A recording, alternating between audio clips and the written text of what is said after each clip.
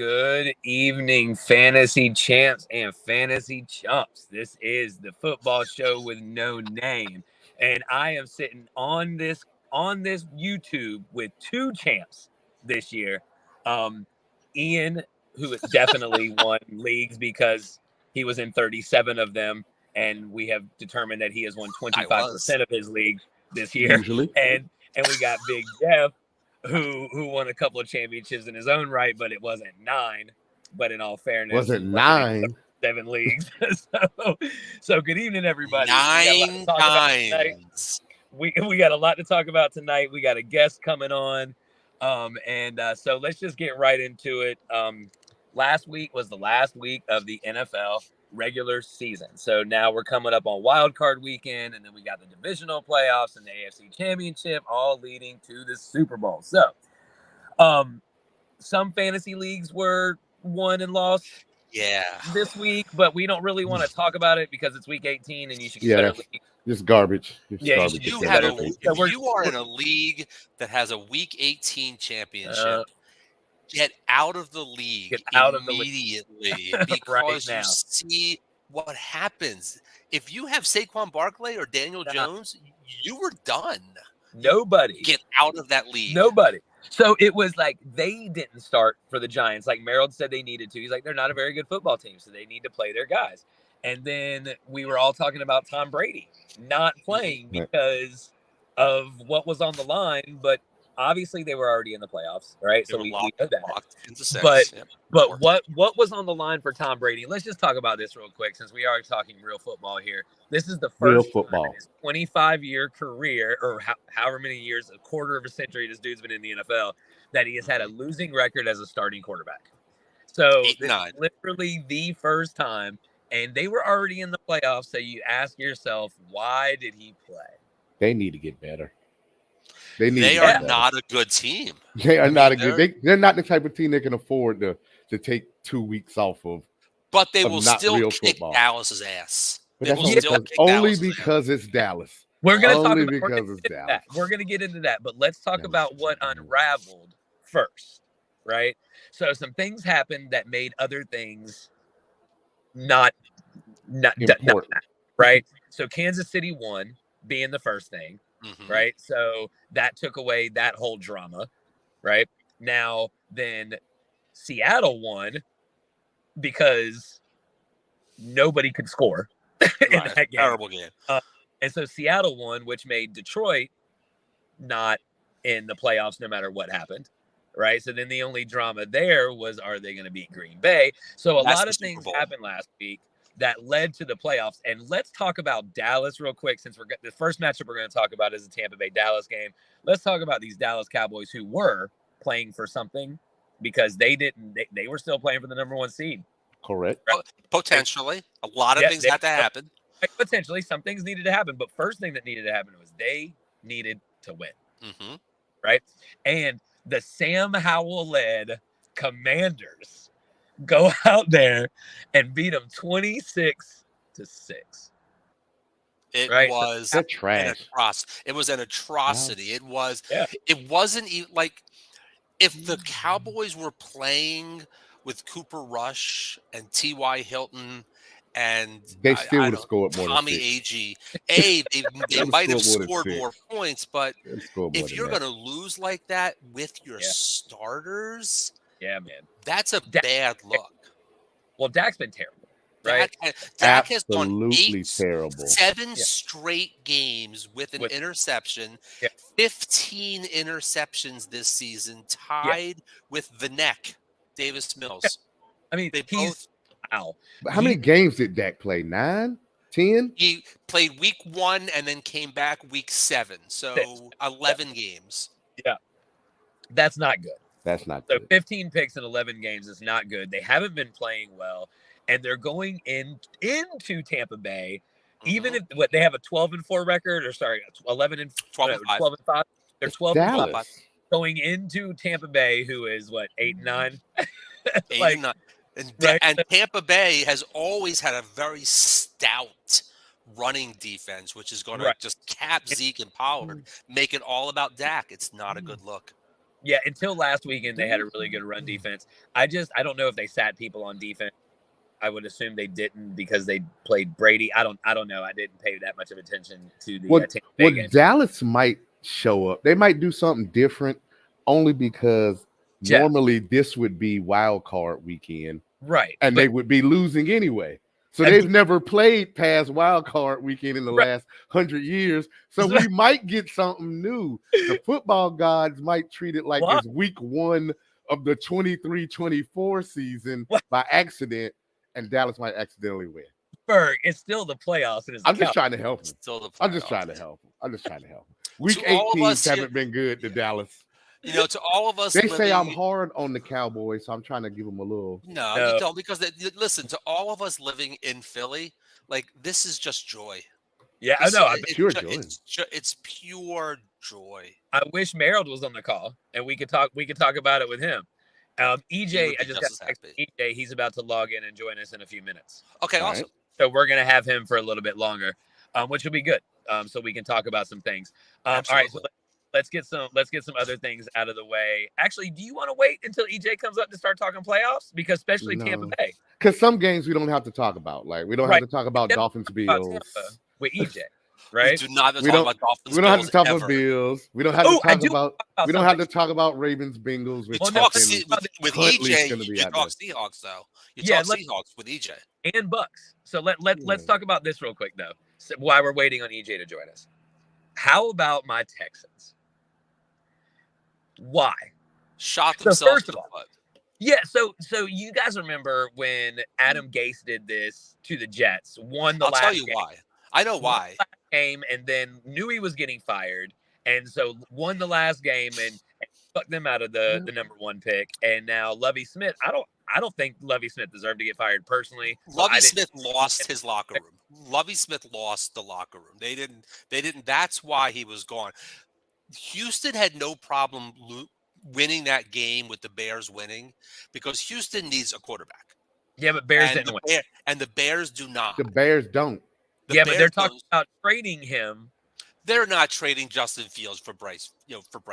Yeah, they have no offensive line, no defensive line. They have Chase Claypool as their wide receiver too. Justin Fields is the truth. He's good. Yes. I take a Fields for Tua swap. I'd take that in a heartbeat though.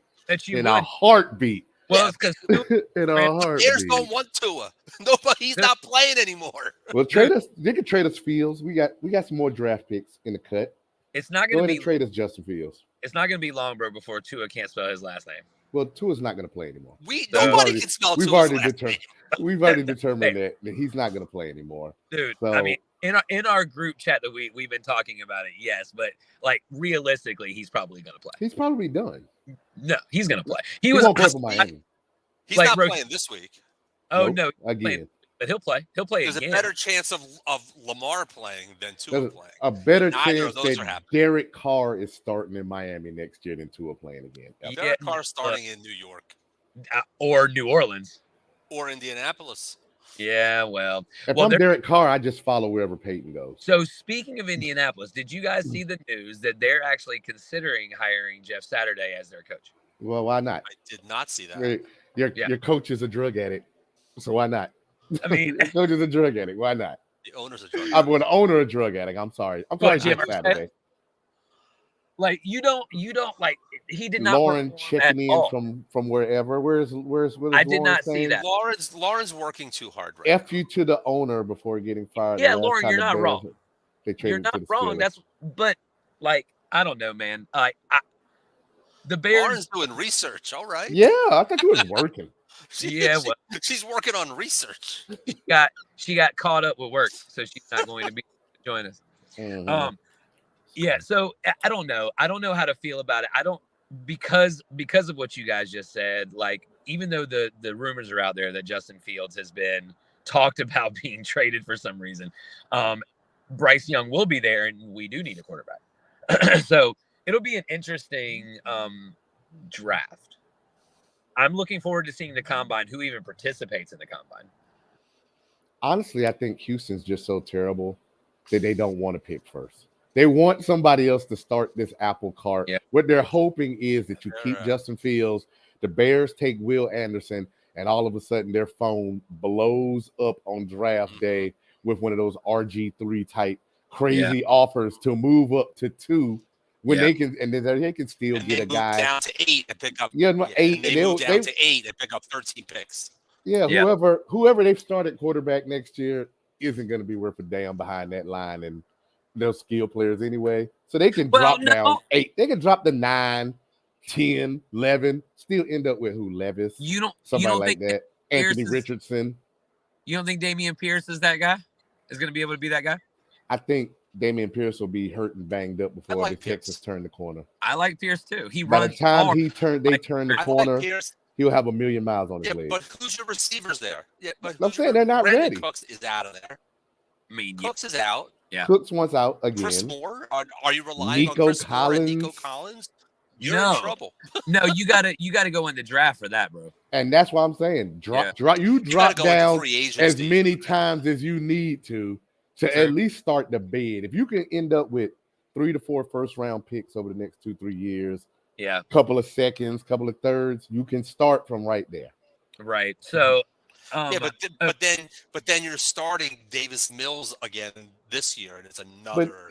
But I don't have to start that. If we're in trash mode, then I don't care about starting Zach Davis Wilson. Mills. He makes no money. I'm not gonna bring anybody in that's making millions and millions and millions of dollars if we're in trash mode. No, it doesn't make any sense. No, definitely not gonna do that. Yeah. All right. So while we're waiting on EJ, let's go ahead and talk about a couple of the playoffs that don't involve the Bucs or the Seahawks. So what do we got, Ian? What's up? What's on the docket for this weekend that's not Bucs or Seahawks? So first game coming up this weekend, is Seahawks and 49ers. We're going to skip that one. We'll skip that one for now. The Saturday night game is the Jaguars hosting the Chargers. Okay. Currently the Chargers are getting 2 on the road with an over-under at 47.5. Okay, so they should get 2 on the road because they're a better team than Jacksonville. And as long as their defense shows up bit, like Derwin James shows up even a little bit. Joey Boat coming back. I don't know. The Chargers be chargering. I'm sorry. They be chargering. In moments when they should not, they do. And I like the Chargers. Duval County is going to be crazy. I like the Chargers this week. I like the Jags. I like the Chargers too, Ian. I just don't like, number one, it's their first playoff trip, right? So there's going to be some nerves there. Trevor Lawrence, yes, he's played in national championship games on the biggest stage. Probably more people watching than Saturday, bro, when he played in the national championship game, if you want to be honest. There was probably the same amount of people in the stadium and more people watching. Yeah, more people watching. So he's played on this big stage. So is Travis Etienne. But it's like they're still young everywhere. Right? They're young, super young everywhere, defense, offense. And the Chargers are too, kind of, but they do have the best running back in football with Austin Eckler. Fantasy-wise. Yeah, Allen's healthy. Mike Williams is banged up. Mike Williams, that's always Mike Williams. Justin Herbert is the truth. Justin Herbert is. Gerald Everett has been playing really well. And then they have Rashawn Slater's coming back and bolstering that offensive line, getting the offensive line back, a little bit more help on that on that strong side for Herbert. And it's just going to be, I don't know, man. I think I agree with you, Ferg, and a lot of things about this. Like the Chargers going to Charger, but they may win like 32-31. You said it's 47.5. So do we remember? Let's take a moment back in time here, when nobody was talking about the Chargers and they were 1-7 and they went to San Diego like week 3 or 4 and put up 38 on the Chargers and held them to like 10 points. Like we're just going to forget about the fact that they've already beat the shit out of them on the road already this year. Yeah. The Chargers didn't get better after that, but the Jaguars got better from week 8 to the point we are now. They got much better. Well, so we saw back then. Check this. I know they didn't have Keenan Allen in that game. Correct. Sure. Did they have Mike Williams in that game? Like this is the things that we need to know about this. What about the defense though? They gave up like 450 yards that day. They didn't have Bosa. Bosa was out for most of the season. Oh, in week 3, Bosa was still around. I think Bosa was still went around out in week 1, 3, didn't he? One of the boats went out week 1. I don't know which one it was. I don't know which one it was. Ferg, it's one of those things where offense creates defense, right? And because the longer you can stay out on the field on offense, the longer your defense can rest. If your defense isn't resting, especially against that offense that runs no huddles and screen passes and short little dink and ducks to their super fast running backs with Hasty and Travis Etienne, and then you have fucking Marvin Jones and Christian Kirk, who are little speedsters and all that, getting stuff around the line of scrimmage. It makes it a little tougher on the defense. If it were next year and this same matchup happened, and the Jaguars had Calvin Ridley, oh my god, I'm a Calvin Ridley truther. By the way, dynasty talk. Then maybe. But Jaguars. The team Jaguars 24. Yeah. Chargers 14. 14, huh? 14 for that. The Chargers be charging. I'm just saying. Now I'm gonna say Chargers 27, Jaguars 13. 31-28, Chargers. So you're covering the covering the points. Oh yeah, for sure. I mean, I think the offense are going to show up. I don't think the defenses are necessarily going to show up. So we'll see. I think the stage is too big. Well, this is being recorded, so we all going to know what it was. Recorded and written down. It is recorded and has been transcribed. So here's the next game. Here's the early game on Sunday. I want you to make a guess of what the spread is before I tell you. What's that? Dolphins Bills? Dolphins at Bills is the early game on Sunday. I think the last time I looked at it, it had jumped from 9 to 12.5 or 13. Skylar Thompson is probably playing. He is playing. Right. Skylar's playing. It should be, the spread should be like 18 or 19. Yeah, I would say probably 14 at this point. But I think it's 12.5. I think it's 12.5. It's 13 right now. Okay. All right. And the over-under is low. The over-under is 43.5. Yeah, because the Bills are going to have 40 and we're going to have 3. Exactly. Yeah. What's the weather in Buffalo this weekend? Cold.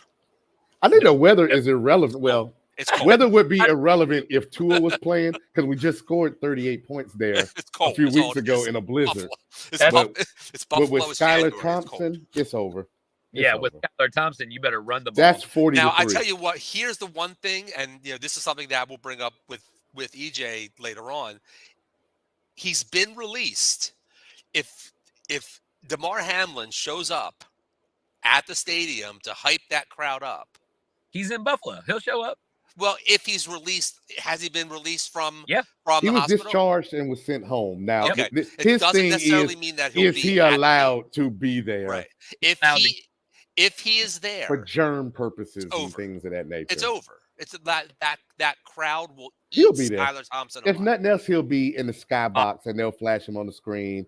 They'll trot out Jim Kelly first, and then he'll say, "This is the real hero," and he'll point to the skybox, and it'll be Hamlin. The darn whole stadium will be shaking, and we should already be packing up equipment to get back on the plane and get back to Jeff. Y'all shouldn't even show up. Just don't. I wouldn't. Not with Sky. I would actually start Glennon before I started Skylar Thompson. The neck.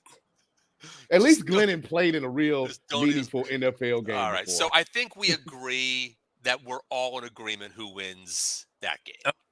Yes. Bills. Okay. 38-13. Now, the next game that comes on are two teams that I always expect to fuck it up. But they get a chance to play each other.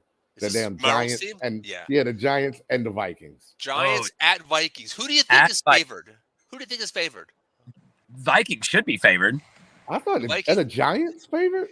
You know what? The Vikings are favored at -3, but the home team gets 3 points. So this is essentially a pick. That's a push. This is essentially a pick 'em. Yeah, that's disrespectful.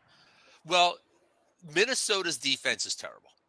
Minnesota's defense is historically terrible.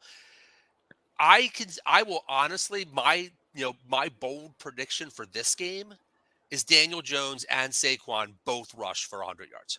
Oh, that wouldn't surprise me. That wouldn't shock me. No. Yeah. I think the Giants win. I think the Giants win going away. That's your upset of the week right there.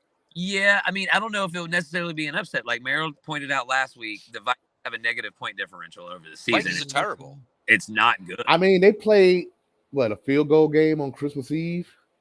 So I don't know if they're just going to blow them out. They had them at home on Christmas Eve. They got demolished by the Packers and by the Cowboys, and that's an 80-point negative differential right there. Just those two games. I know the Vikings are a fraud alert, but I put, as Merle would tell you, we put the Giants are on fraud alert at all times as well. They look good sometimes, and then they're just like, I just feel like if there's an upset this week, this is it. This is the one. It's either the Vikings lay an egg or Justin Jefferson sets a playoff record. It's one of the two. He sets a playoff record for receiving. Hey, EJ said he's on. Danya, you want to go ahead and bring him in? What up? Hey, what's up, EJ? What's going on? What's going on? Welcome back. Welcome back. Good to be back. It's not much, man. It's good to have you. We were actually talking about playoff football, and we saved the two that you're relevant to in this situation for you to talk about. Like we're going to talk about the Bucks and the Cowboys. Haven't gotten there yet. The Hawks, right? So we'll talk about that in a little while. But man, tell us how you been. What's going on? Man, I've been good, man. Just chilling, going with the flow, working, playing golf, or I'm on the golf course. So I'm not doing much playing. It's looking bad now. It's actually been getting better, man. So man, just chilling, man, trying to stay out of the way for real. Well, you and I are going to hit the links on Saturday, so looking forward to that. And so, for sure. Yeah, that's going to be a good time. I haven't played out there in quite some, so that'll be nice. All right, so what do you think about the playoffs so far, man? Like, I mean, the playoff picture so far. You got any thoughts? Like overall thoughts? Overall thoughts. I just really looking at the AFC picture, I really think Cincinnati may go back to the Super Bowl again. I just think they're playing their best football at the right time of the year. Kansas City is going to be a tough push because, I mean, nobody's been talking about Kansas City all year because they're just doing Kansas City things. But, I mean, they've had a really, really good season. So I wouldn't be surprised if you see more than Patrick Mahomes and Travis Kelce and the usual suspects being on people's all-pro lists and different things like that. Because, I mean, it has to be something. You lose one of the best, if not arguably the best wide receiver in the NFL right now, and you still go on to look impressive on offense. You have to tip your hats to them. And as you guys were talking about, it looks like Buffalo has a story. It's really giving me Patriots of 2001 after September 11th happened. They really have a story. They have a talent. They have a quarterback who's he's just primed for a hero story. I mean, he came in, he was a highly touted guy. He's lived up to the hype. He has a defense behind him. All this just makes for a storybook. So, I mean, this is honestly the first time in a while I've been excited about the playoffs, not because there haven't been good teams, but because there's a lot more parity. I mean, like you said, you have the pretenders and the Vikings and the Cowboys, who I also think are pretenders. But yeah, I mean, you have those usual suspects, but then you have some really good football teams that's getting in. I mean, Miami. I mean, you guys aren't playing your best football right now, but that's still a talented team that if they're happy to turn it on, then they could make it a game. They could make it a game. They could. So EJ, so tell us about your two teams. You got the Seahawks and the Bucks. Mm-hmm. Are we talking contenders? Are we talking pretenders with those two? No, they're not contenders. They're definitely not contenders. I think if they win a playoff game, I think it's a successful season for both of them. The Buccaneers basically limped in. I mean, anybody from that division was going to limp in. Yeah. But I mean, I don't know, man. Tom Brady kind of has the Cowboys numbers. I mean, like most other teams. So, I mean, you never know what's going to happen. But honestly, I just don't believe in Dak Prescott. They have a running game. They can't protect Dak. And I mean, he's bound to make a mistake on his own. So I do think the Bucks have a better chance to win. Seattle. I'm always going to be pulling for him. I'm going to be pulling for Geno. I love his story. But I think they both have a uphill battle ahead of them. The 49ers so good that it doesn't matter that they have a rookie quarterback? It's like we talked about Lawrence and the moment being not being too big. Yeah. Like that seems like a really big moment for Purdy. Like it seems like even when you got all the pieces, it seems like it's going to be moving so fast. I could easily see him like starting off the a game playoffs is a different pick animal. 6 or some shit. Yes, so I'm saying I can see him starting off with a pick 6, but Geno going down. All of a sudden, you look up, Seahawks up 10-0. he's in the position more of a Brad Johnson or a Trent Dilfer, right? Even though those were experienced quarterbacks when they won game manager. No, well, not necessarily game manager. Number one, the system is built for a quarterback that doesn't have much experience to just get the ball out of his hands really quickly. But second, like the defense they have the best defense in the NFL, right? Well, that's why I say pick six. Like the 49ers are gonna have to help the Seahawks beat them. They're not going to just the Seahawks ain't going to be. Let's not forget that the quarterback was probably the weakest position on the 49ers offense at the beginning. To begin with, anyway, you started off with the unknown, really, and then you come in with Garoppolo, a guy you basically tried to get rid of, and so you're dealing with table scraps. So I think they go with their normal game plan. I mean, their offense is so creative. You can get your playmakers the ball without having their rookie quarterback having to put it in the air and risk a possession. So I think we see a lot more of them getting creative, getting Debo the ball, getting Brandon Ayuk the ball. And I mean, they have Christian McCaffrey. I think that's the guy you want on your team if you're kind of shaky at quarterback and you got a decent O-line. So yeah, bro, give it to 23 and stop anything else, right? Give it to 23, 11. One interesting stat: rookie quarterbacks 9-18 in week 1 in the playoffs since 1983. I mean, wow, that's an interesting stat. I'm just saying, it starts moving real fast come playoff time. Playoffs, it's a different animal. I mean, I can't argue with that point. I can't argue that point at all. But let's get into the Bucks. Let's get into the Bucks Cowboys real quick, okay? So what's the line on the Bucks Cowboys? All right, so currently the Bucks Cowboys, you're showing Tampa Bay as a 2.5-point underdog at home. Wow. You have Dallas as a 2.5-point favorite. You know, as we say, the home team gets 3, so it's really it's really a 5.5-point spread there. Over under at 45.5. Okay, so I think that's a high over under for these two teams. I don't know if we all agree. I know us three agree. I don't know about EJ, but nobody here, EJ, believes that the Bucks are going to lose. Like nobody in America. Except Cowboy fans believe that the Bucks are gonna lose. Except for Jerry Jones, it is it's Colt and the rest of the Colt is chloroform high. I don't think they have a good chance of winning either. I mean, it's just one. I mean, you're going against the GOAT, and two, it's Dallas. Dallas is going to do Dallas things. They're going to go, and I mean, that organization is just cursed. Doesn't matter how much talent they have, how many pieces are there. At the end of the day, usually the guys they pay the most money are the guys that play the worst, and right now it's the guy that's at quarterback. And I don't see them. I don't see them stepping up to the plate. I just don't see it. No, man, it's the curse of Jimmy Johnson, right? You should never let his ass go to Miami. And we talked about it a little bit earlier, and I don't think it can be emphasized enough that what happened last week with Dallas. Like, you never want to go into the playoffs, no matter how good you are or how bad you are, limping in or coming in solid with a showing like that. Yeah, and with your starters, it was it can give you motivation, but I think that just stays as like a gnaw in the back of your head. Like, what is wrong with us? Dallas be Dallasin. Yeah, Dallas be Dallas. Dallas be Dallasin.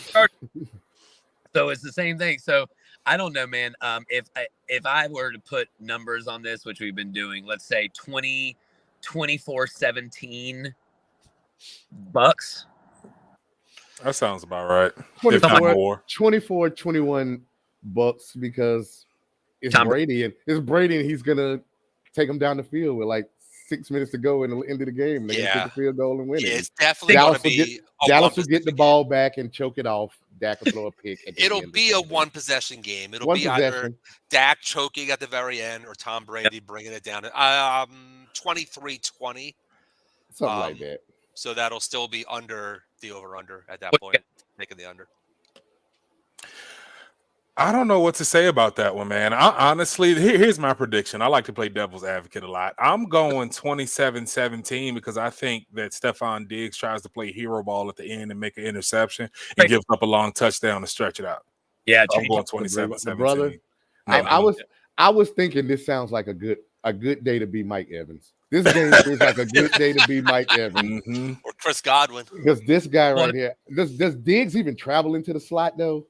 Yeah, so I feel like he's going to be on the outside with Evans. Evans going to have a big game. Doesn't Trayvon just stay on the left side? Yeah, He so travels. I don't think he travels.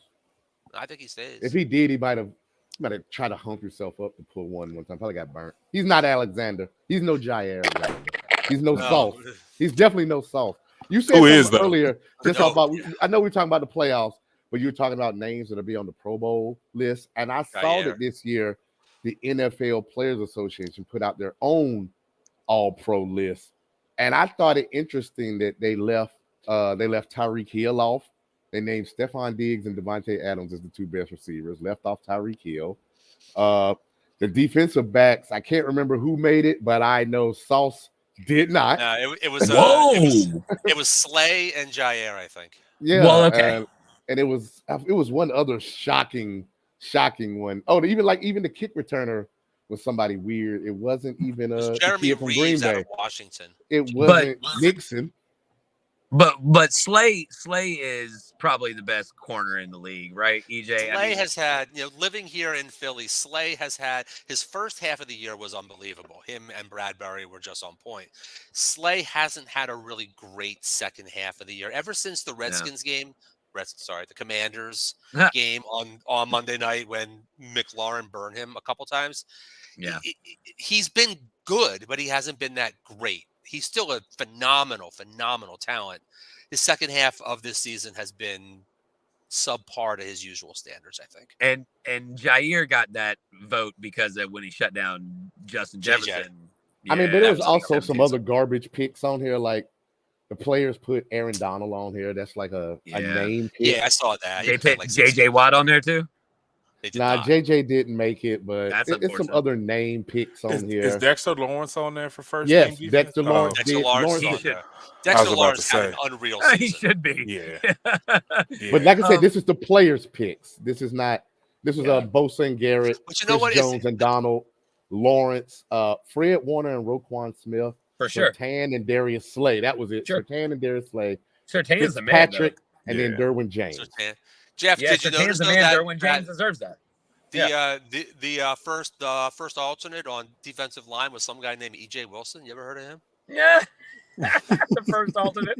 First alternate. All right. That's like in the Pro Bowl voting where it said the fourth alternate Pro Bowl quarterback. Tyler Huntley. Tyler Huntley. What? All right, so let's do this. Let's talk about the Seattle game real quick, and then let's get into some other stuff so we can make sure we stay on time. So, Ian, cue up the Seattle game. What's going on with that? Seattle game, you're looking big. San Francisco at home has a 9.5-point spread. Oh, easy. I'm surprised it's not higher. Yeah. No disrespect to Seattle. San Francisco is a juggernaut.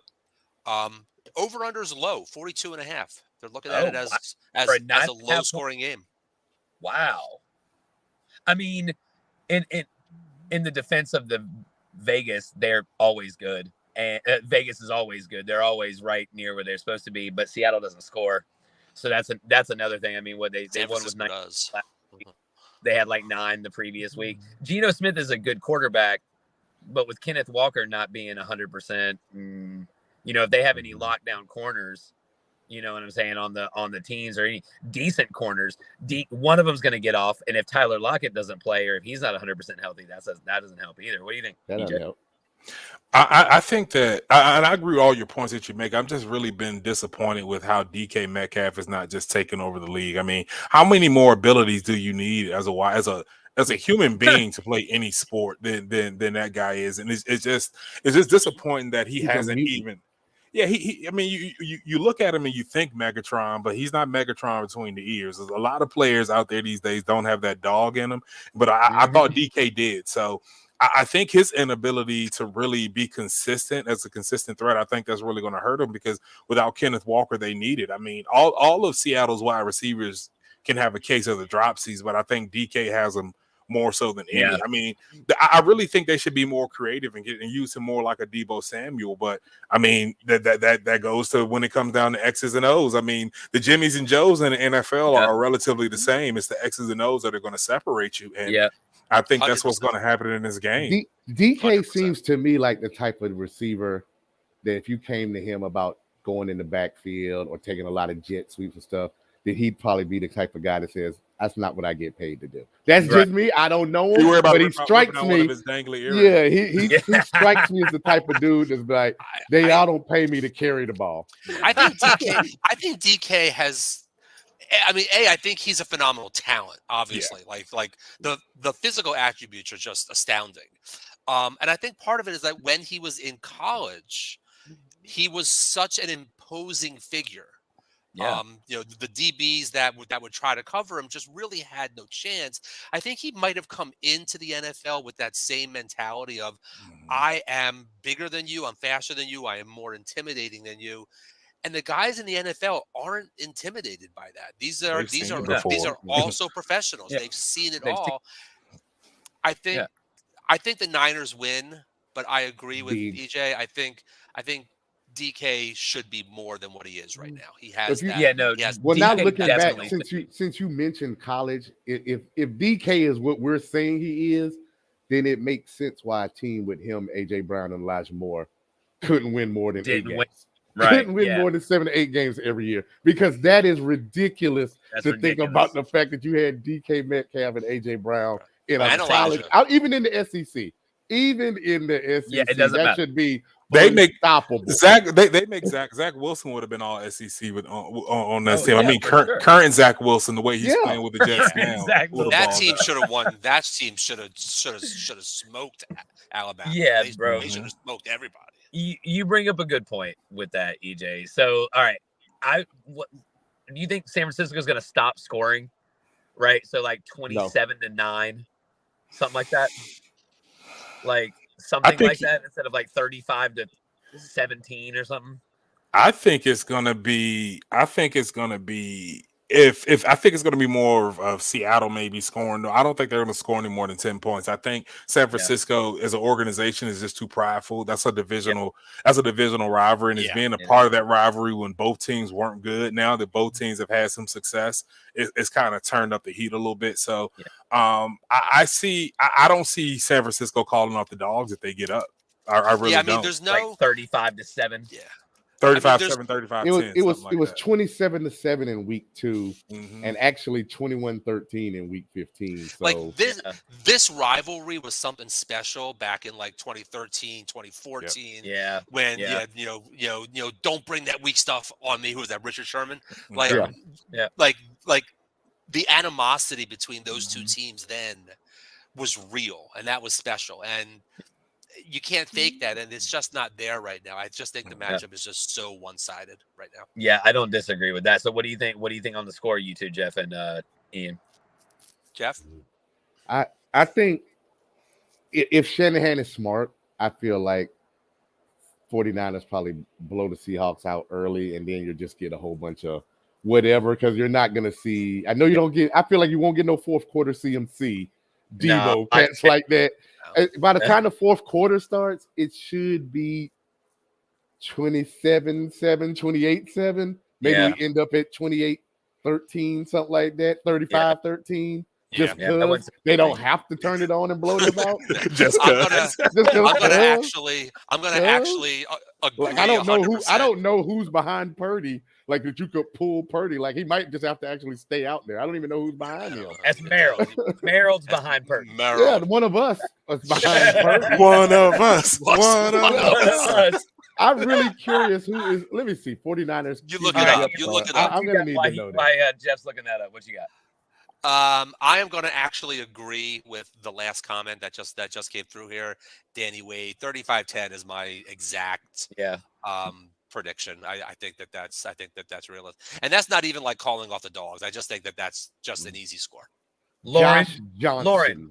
Get off the crap. Lauren. What'd you say? Need to go back to work.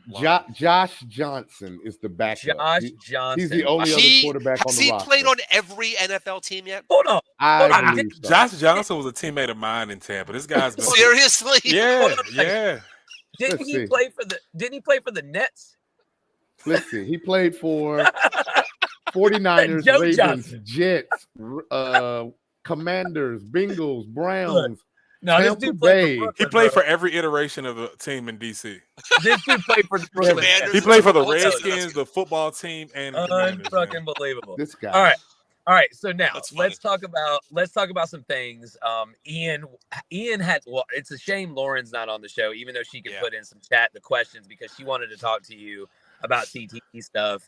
I think Ian does a little bit too, but let's start with DeMar, right? So we touched on it a little bit whenever you got on. You said, they have the story and all that. And I think Ferg, actually, if anybody from the Bills is for some odd reason watching this, I think Ferg just wrote their script. Like, now they're getting DeMar there. They are going to have him on the field. They're going to bring Jim Kelly out. He is going to point up to the press box where DeMar is standing in a number 3 DeMar shirt or jersey. Like, Ferg, you did that to yourself, bro. But how do you feel? Number one, how do you feel like the NFL handled it? I think once the truth really came out, I think they handled it the best they really could. I mean, that's what you do. I mean, at that point, the game doesn't matter. Like, I was listening to Stephen A. Smith, who I usually don't pay attention to, but he was on the Ricky Smiley Morning Show. So, and he said that, I mean, he reminded me a while back, there was a guy that was that collapsed on the field and was pronounced dead at the hospital. So he basically died in game, and they continued to play that game. I couldn't even imagine. I don't remember that.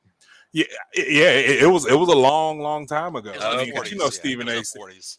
Yeah. Well, I mean, a long time ago. But I mean, this is how I think about it. With everything that happened in the NFL in the past, with players just not getting in trouble and just not being approachable and different things like this, the kids are seeing this, and you have to have there's a certain type of player now.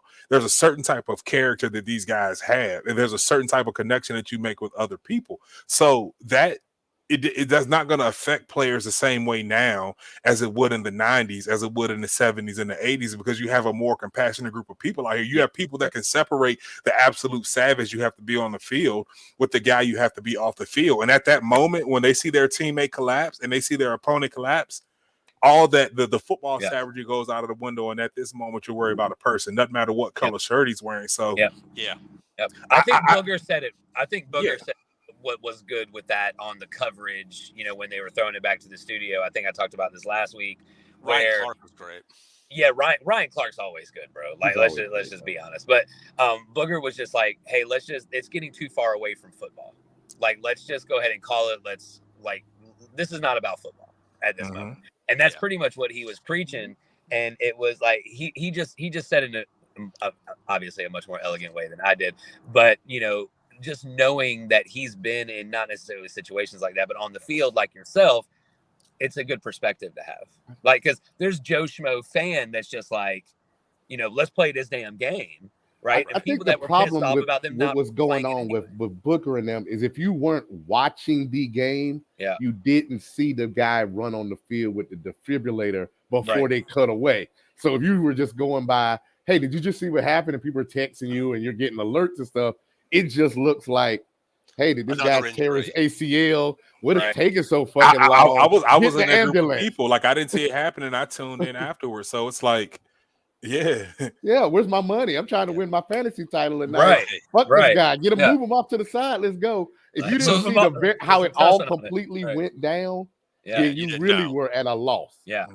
So EJ, so my question for you is this: because you have a very unique perspective, something that Clint and Jeff and I have no idea. You've been in that locker room. You've been in a locker room with 53 other men, 52 other men, or in the preseason with 90, other men. Talk to us about, if you can, a little bit about, that brotherhood in the NFL where, the NFL wanted this game to restart in 5 minutes and the players said no. Like, this is not like, these guys spend more time together with each other during the NFL season than they do with their own families. Have we ever found out if that was true? I don't think that's true. Troy Vincent said it wasn't true. Troy Vincent said that was never an option. I've heard from some other people that said it wasn't true. I don't believe it because Troy Vincent said it. I believe it because I heard from other people that know people from that either play on either one of those. Know people from both teams actually that didn't happen. Like, that was never a thing. And that's when I was like, okay, maybe the NFL did handle this right. But it's kind of a thing. Yeah. I don't think that I don't think that was true. At the beginning, I did because I wanted to be like, okay, here go the NFL's at it again. But you want to? Yeah, I mean, it sounded like it was ultimately the players that said, for sure, we are not playing this game today or ever. Honestly, I thought that they had already decided they weren't going to play, but they needed to clear this with ESPN, the people that's fighting this money for these commercials.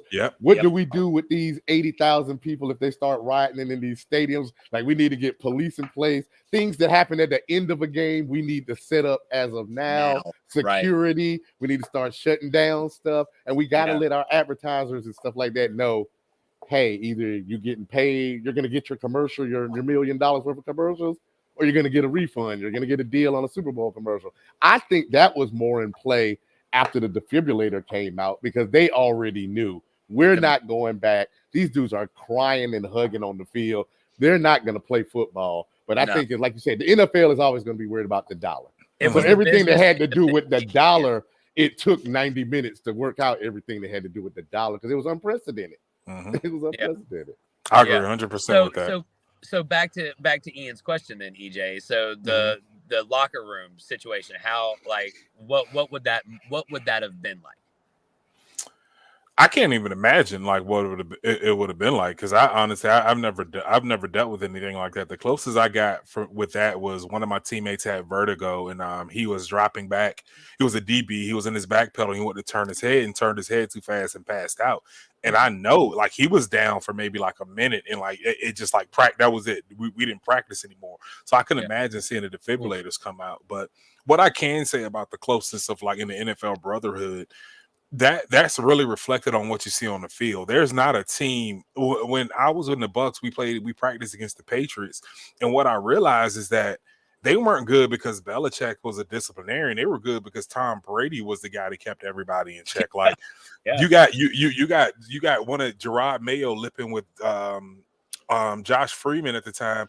Tom Brady just shut the fuck up, play ball, and everybody shut up. So the teams that are closer, that have that nucleus that's been around each other, that knows each other's family, that hang out together, that spend training together in the off season, like those are the good teams. Like it doesn't have to be old. Look at Kansas City. They have a young nucleus of people, but those guys have been together for multiple seasons and they're invested in each other. You see guys that the Bills and the Bengals. That's what I'm saying, and that's the point I was going to get to. Those are two teams that have a very they have a younger core, but the core is a core that's been together for a while. Yeah, Joe Burrow's been in town for 3 years, but when you have a guy like that's an older guy and obviously a leader, I mean, he's going to come in and he's going to be a leader. He's going to take over, and the culture is going to revolve around him. And plus, him and Chase are what, 4 years, 5 years in? Exactly. Exactly. I mean, they were LSU together. They were LSU together, yeah. Oh, LSU. At LSU, yeah. But Chase didn't play his last year. So they're still around each other though. They still were around. They're like best friends. Yeah, they're like best friends. So how about this? So we're learning a lot about DeMar the person after all this, and I have to imagine that every locker room, has some guys that are the me rah rah rah guys, but every locker room has got to have a handful or maybe most of the guys are like DeMar. They're young and they live life the right way. They play the right way. They give back the right way.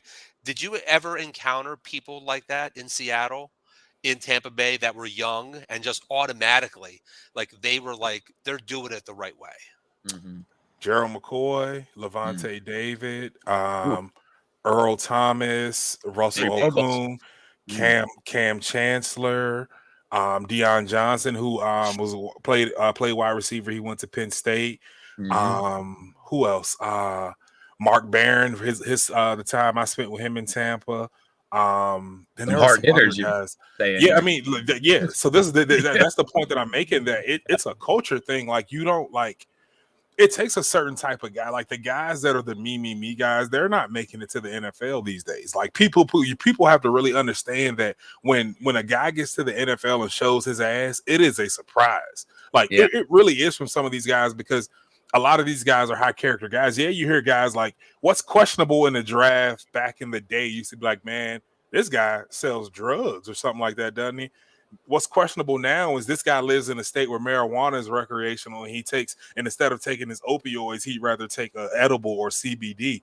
That's what's character questionable these days. So the line is getting very thin. So I just saw that as a standard of guys coming in and wanting to get back, because what you also have to remember is that these are guys from underserved communities who didn't have people giving back. So their whole lives was motivating them is to be able to get in and give back. So I'll say that's 70% of the league. Really? Let me jump in and ask you something about what you just said. You see these guys in the locker room. How do football players separate I think I heard you say Earl Thomas, the Earl Thomas Legion of Boom All-Pro guy from the guy we see on TMZ? What was he, fighting his wife or pulling the gun? Like when you have and then I just named Earl Thomas, but players such as that is like, I know this guy got a $1 million toy drive and he walks old ladies across the street to church, but then we see him on the news the next day. He's beating on some girl, or he did X, Y, and Z. How do football players in that locker room separate that? Or do they? Martin Luther King cheated on his wife, man, but he still gave us great things. You have to, when somebody does positive, you can't take away from that, right? Because they've done something negative. At the end of the day, most of us, the scales are going to be balanced at the end of the day. You can do all the good in the world, but there are going to be some things that people don't know about that are going to weigh that out. And that was a very unfortunate situation. But I mean, you got to separate. Like you don't like you have to like, and when things like that happen, and the Earl situation is a little bit like I laugh at that situation because I know kind of a little bit insight on that. So it's like and he was just the first name that came to my head because you were naming guys, and I was trying to think, did any of these guys got a blotter report or something? I was trying to think, do players care? I was also teammates with Kellen Winslow when he was kind of going through his CTE thing now, and I'll come to Kellen's defense to an extent because I saw the change starting to happen in him. He's at his core, he's a good guy. But when you go out there and you sacrifice your head and your brain's basically melting, you can't control a lot of those things that you're doing. Yeah, he did some very terrible bad things, and it's reprehensible. I won't defend that. But at the end of the day, this guy is not a terrible human being. He's a person who's done some terrible things. Like So I want to pause real quick. I know Lauren's going to have some questions for you, EJ, and I have a hard stop in a second. But I know that y'all can continue all you want to. I just have a hard stop in a second. And then we can definitely have you on again for sure. One of the questions on the side said, sounds like they don't talk about it. Is that true? We just don't talk about it? It's honestly not a big thing that's talked about. It's not something that's like, it's not the elephant in the room. You kind of, if you're not in that player's true core, like core group of friends, because everybody on the team makes your brothers, but you have those guys that are like, okay, if I need to hide a body, these are the guys that I'm going to bring with me. So those are the guys you're going to talk about it with, but the player usually addresses it. I've never been on a team where something like that happened where the player didn't address it full circle. And if they've embarrassed the team or themselves, they come out and admit that. So it's just and I've also think that I've been lucky to be on some teams with some high character guys too. So sounds like I won't. Tampa Bay just happened to be a very young team that had some high character leadership. Seattle had some older players there that kind of set the tempo. I mean, when you got Lawyer Malloy in the locker room, things aren't going to go too far astray. Well, so let's. I want to address Angela real quick because it's a societal thing. Men aren't supposed to talk about things like feelings and emotions and stuff like that in the public. Like, right? It's a fact. It's a sad fact, but it's a fact. And that stigma is starting to get lifted. So where they might not talk about it now, or might not have talked about it, 8 to 10 years ago, they will start talking about it more and more and more and frequently. Right. So it's the just men don't normally have a space like that. Right. You would think the locker room would be that space, though. Right. No. But it started to become for the certain clicks.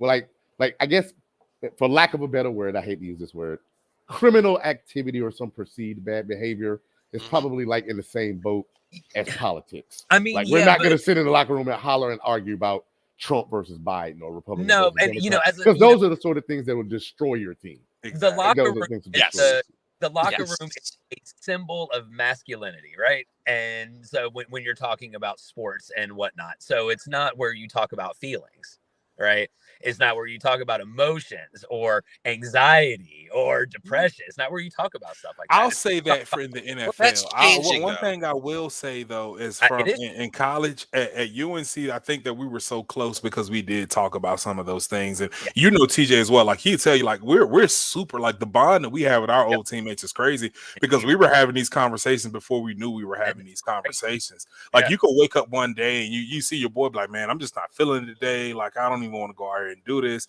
I feel like I can't contribute to this team or yada yada yada. And he's gonna talk you up. And like most of the guys that we were on the team will talk you up and do that. It just gets harder for athletes when you get pulled away from that nucleus, which is your college team. At the end of the day, when you go to the NFL, you're competing. You're not just competing with the D lineman, you're competing with a running back, because if a running back gets hurt and they don't want to cut the guy that got hurt, then they're going to cut you and bring in somebody else. Yep. It's not position, it's last man on the roster. So it's hard to have that trust and vulnerability with someone when that can be the guy that's taking your job. Yeah. So I guess the answer is whenever EJ was there was no. But it is getting better and better. So hopefully it's a space where people can talk about this. And I think this is a good stopping point for me. So I can get out. But you guys continue to chat. I can't wait to watch it later. And EJ, I will talk to you very soon, my guy. Yeah, for sure. Yeah, I gotta hop off in a little while too. Yeah. Well, before we let, Clint's gonna leave. To keep you that much longer, you know what I mean? But this sounds like maybe a discussion that may continue a little bit further. That's all. Oh yeah. So I will I'll holler at you this weekend, my guy, and for sure. Ian, I will talk to y'all soon. I can't wait to right there. All right, homie. All right, so we'll get off the soapbox. We'll keep it a little less light. EJ, last week we gave our Super Bowl picks last week before we even knew what the final thing would be. Give us your Super Bowl pick. Remember, and this is recorded and transcribed for all the time.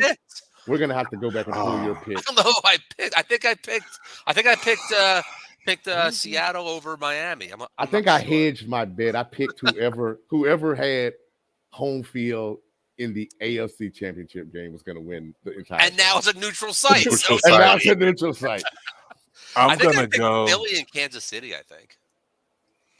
I think if I'm betting money, I go Philly, Kansas City. If I'm betting with my heart, it's Philly, Cincinnati. Who wins? Philly. In both of them. I go rematch. I'm going rematch. Kansas City, San Fran. That's the one I really want to see, though. I want to go Kansas City, San Fran, which I think San Fran gets the job done this time, which will make Brock Purdy just the most quarterback in all of social media. He will be everywhere for an entire summer if he wins a Super Bowl. He'll be the next Nick Foles. EJ, how about your realistic long shot Super Bowl? Let's be realistic. We're not putting Miami in there. We're not going to put Miami in there. A realistic long shot? Unless Tua comes out of protocol. 49ers and 49ers and I can't say Miami simply yet because the game they have. I'm still saying 49ers and 49ers Chargers. 49ers Chargers is my long shot. That's a rematch too. Because the Chargers be charging, but the Chargers if they play the way, but they've been doing that since the days of Phillip Rivers, though. I mean, the Chargers have had some of the most stacked teams, on paper, but and never make the playoffs. How do you had Phillip Rivers, LaDainian Tomlinson, what's my guy's name? Merriman, Antonio Gates. You had Sayal at one time. Sayal. What's my guy? Vincent. I played with him Jackson. Then they have VJack. Then they have Rodney Harrison. Stacked. Yeah. So like you say, Chargers be Chargers. So I mean, but so 49ers or 49ers Chargers, I try to have a little gathering for that because that's just one of those matchups where you just don't hardly see it. And I think it should be mandatory that they play in throwback uniforms. Oh, gotcha. Oh, throwbacks. I thought I read somewhere that Dallas is playing in their old 1970s, like so same thing they wear every Sunday. Super long shot Super Bowl. Yeah. Super long shot. I think the TV ratings would like Travis Etienne versus Tom Brady, the new Captain America versus the old Captain America in a Super Bowl game. That is my super long. Hey, I'm not gonna ever bet against Tom until Tom and them have packed up the jerseys for the year. Mm-hmm. I'll just keep betting on Tom if I got to bet on that game because I've seen it too many years. Half my life, this man been torturing us. I got a question for you guys. What city goes crazier if their team wins a Super Bowl? Jacksonville or Buffalo?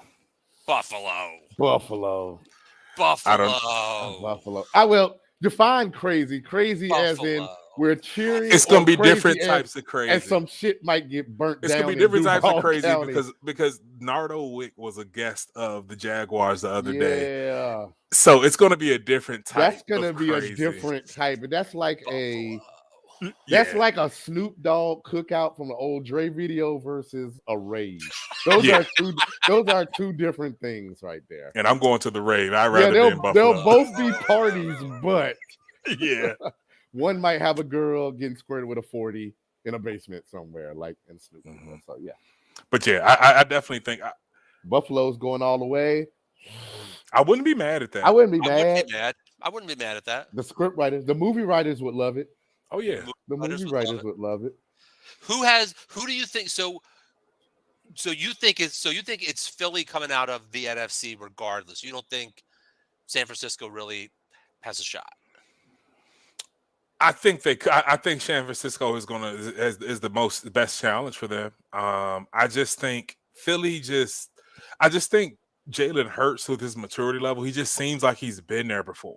And the way he talks in interview, and then I mean, you have experience along that defensive line. Now, you know, I believe in defensive lines. Yeah. I believe in offensive lines. And you look at Philly's offensive line, even without Lane Johnson, like they still have a great offensive line. That defensive line is one of the best defensive lines assembled in football in a very long sacks. Time. 70 sacks this season. They are.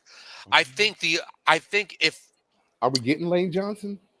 Lane Johnson well, they're not playing this week. He's going to play through that abdominal tear, and it's going to be super painful. It's going to be pain threshold. It's going to be pain management. How much can you really take? It's the same with, I mean, Jalen was still hurting last week, with his shoulder, having this extra week. I think the main thing that Philly has going for them is that if they go, it'll be at home. If they had to go to Levi's, I wouldn't like Philly and Levi. I wouldn't like Philly and Levi. I wouldn't like Philly. I'm not taking Philly and Levi. Yeah, as much as I don't like San Francisco coming to a Philly. That's just. I live in Philly. I'm a transplant. I'm a Clevelander, but I live in Philly for the last 7-8 years.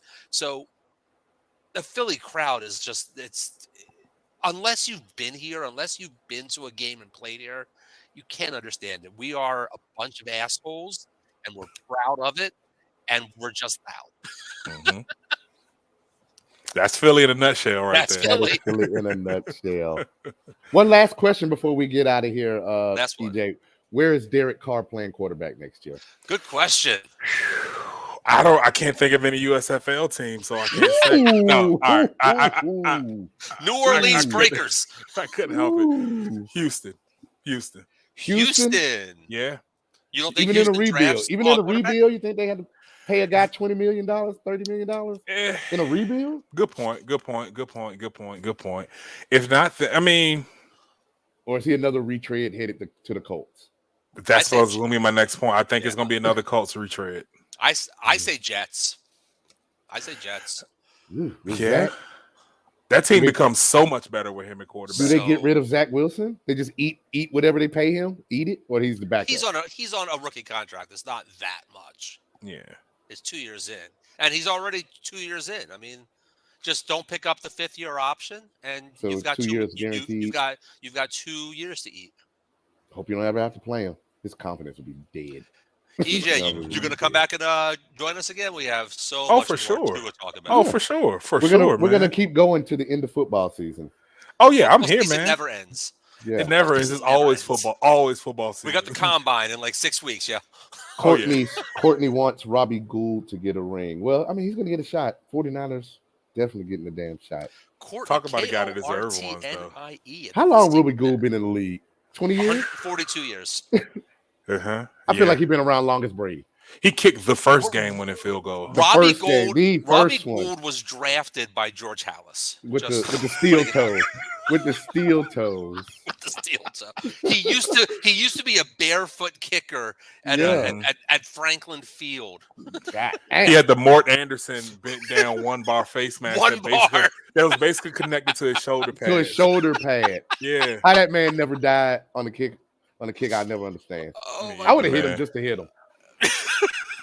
All right. That dude, man. That's that dude. EJ, thanks. Thank you, EJ. Man. I'll be back soon, man. You got anything else for us, Ian, before we get out of here? I am good. I'm just going to surround myself with my 9 fantasy championships and have a nice night. I got hosed out of mine, but that's another conversation for the next show. You're reopening old wounds, man. I'm gonna start calling you Morton's the way you're throwing salt in my wounds. Hey, Jeff, we need to expand the show league and get EJ in there, or maybe we do. And they need to add EJ in. I'm sure somebody will drop out. Somebody will drop out. Hostile takeover. Somebody will drop out. I'm sure. Out of 16 teams, somebody's gonna drop. Mm-hmm. They always do. All right, fellas. All right. Fun talking to you guys, man. All right, we'll be back next week. Danye, thank you, sir. Lauren's not here, but Ian, Clint's already gone. EJ, we will catch y'all next week. Later.